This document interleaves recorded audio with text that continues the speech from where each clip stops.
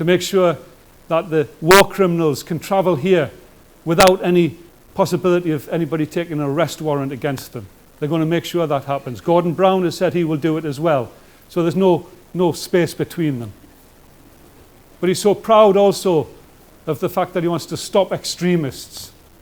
And I have no doubt at all, because they said they're going to turn on the charities. I have no doubt at all that they will turn again on Interpal and charities like us who are helping the Palestinian brothers and sisters. And what I would like to ask you is, if you see that happening, stand up and speak out.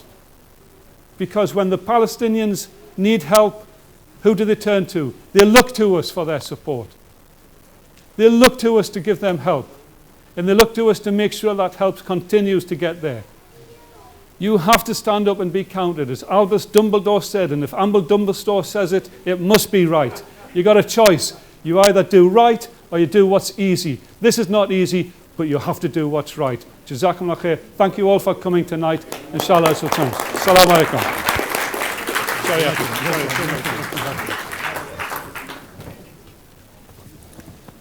MashaAllah, inspirational words from Brother Ibrahim.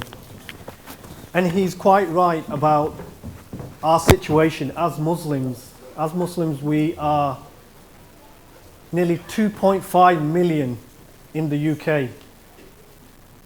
But collectively, we are not really able to become one ummah, one direction, one word, one name. And until we actually get to becoming a voice of 2.5 million Muslims, that is the only time really we are going to be fully recognized as people of the land. We are all British people here. So we basically need to understand what our rights are in this country. And rightly so, as Brother Ibrahim just mentioned, the elections are on us. How we are going to use this as 2.5 Muslims. Are we going to let it pass as something that people do? Or are we going to say that we want our voice counted? We want to be recognized as Muslims. How are we going to move forward? How are we going to show the government, the next government, that our sisters shouldn't really be told to take the hijab off just because some ignorant MP thinks they should, because he feels like it? So we need to make a move. We need to make sure that we have a voice out there. So far, mashallah, we've had 2 donations of the night. Just thought I'd let everybody know. A £300 donation of Anonymous, and another donation of £130 by a brother, again, wants to be anonymous. I'm going to now be introducing the next speaker. He travelled to Gaza twice. Again, like Brother Aqeel, for no particular reason, he was deported from Egypt. Again, without no reason, no explanation given. And in fact, even when they were deported, and we tried to contact the embassies through certain avenues to find out why they were deported, till this day they've not actually replied back to my letter to say this is the reason. I've spoken to them on the phone before the last convoy and asked them, are they safe to go on the next convoy? They said, yes, they are. And I said, what guarantees do we have? Well, you don't have any guarantees. I said, put it down on paper for us so we can show it the embassy once we're there. They won't really do that. But alhamdulillah, they got in this time round. So I'd like to bring to stage Brother Mustafa Deen, who travelled twice and again has got exceptional stories to tell you of on the ground of Gaza. He actually stayed in Gaza for around 1 month. So mashallah, will tell you a lot more. Mustafa Deen.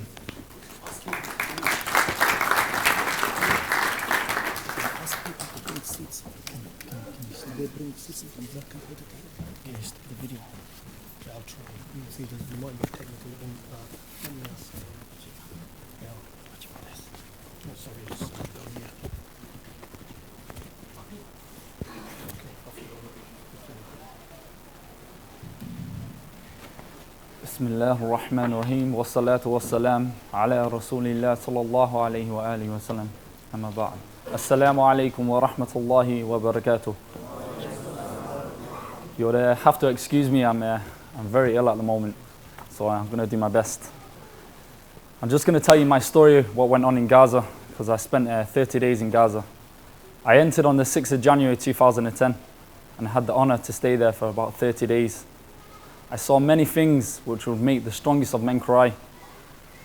The moment I entered Gaza, and I take an oath in Allah's name, my heart was filled with so much peace. It was unbelievable, and I can't explain that feeling. Men started crying, embracing one another, and some like myself, I was unable to speak. On our first night in Gaza, we all heard a massive explosion. It felt like it was next door. The brothers who were in my room, they'll bear witness to this, one of them's here today. When the explosion happened, I woke up and I said the words, La'natullah alayhim. I said, may Allah curse be upon those people. And then I fell straight back to sleep. There was so much peace, though a bomb just was dropped next door.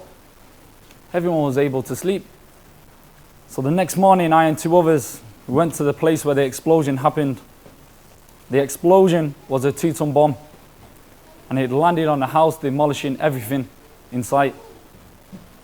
The house was empty on that night, but it belonged to a married couple and their children. There was a young boy, aged between maybe 9 or 10, and he was standing next to this crater, which was the depth of this room, and maybe half the size of this room. And he's looking at this hole, and he's looking up at me, and he looks back at the hole, and he goes, Khalas. He goes, it's over. He goes, so what? And his father was uttering the words, Alhamdulillah, all praise be to God. Everything what they owned, their wealth, belongings, was destroyed in one moment, in 1 second. Ask yourself, how would you feel? How would you react? The people of Gaza, I found them to be the most generous people I've ever met in my life. I was invited on a daily basis for food, and in one occasion I visited a home. The walls were just bricks, just piled up on one another. There was no cement, and the roof was a tin roof. And the person, he was just living in this one room. It was very, very small. Can everyone hear me, by the way? Is everyone okay, yeah? So I asked him his situation, how did you become like this? He said, Mustafa, he goes, I was a wealthy man. He goes, I had properties, I had businesses, and all my wealth came to about $4 million. And he said, in one night, Allah, He took everything away from me. He took my property, He took my family, He took my wealth, everything He took. And he said to me, if Allah wants to take my life, it belongs to Him, so I'm ready to meet Him. And this is the kind of people I came across in Gaza. I visited a house, and when I went in, I seen a person on the bed, and he had his family relatives all around him. And we sat down, one of his family members started telling us his story. This person now is at the age of maybe 38, and when he was 18, an Israeli sniper shot him in the back of the neck. And everything from his neck downwards, he was paralyzed. When this person wants to eat, someone needs to feed him. When this person needs to have a wash, someone has to wash him. When this person needs to go to the toilet, someone needs to help him, someone needs to assist him. And I looked at this man, and his face it had so much nur, it had so much light.